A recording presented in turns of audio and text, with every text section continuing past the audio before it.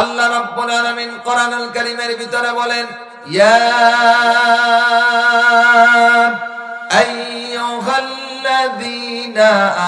আমানু হাল আদুল্লুকুম আলা তিজারাতিন তুনজিকুম মিন আযাবিন আলীম।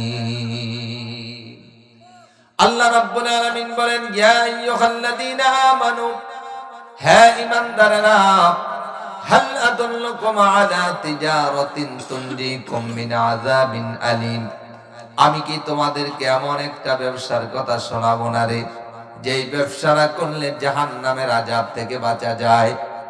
আমরা বললাম, আল্লাহ, আমরা তো জাহান্নামের আযাব থেকে বাঁচতে চাই।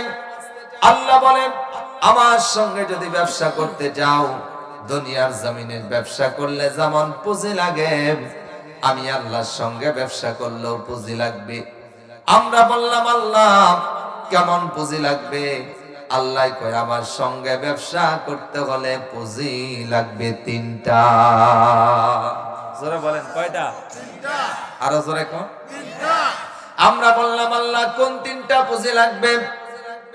আল্লাহ বলে, এক নাম্বার হলো তুমিনুনা বিল্লাহ, এক নাম্বার হলো ঈমানের পুঁজি, আর দুই নাম্বার হলো ওয়া রাসূলিহি, বিশ্ব নবীর প্রতি ভালোবাসার পুঁজি, আর তিন নাম্বার হলো ওয়া তুজাহিদুনা ফি সাবিলিল্লাহ, আমি আল্লাহর রাস্তায় জিহাদের পুঁজি।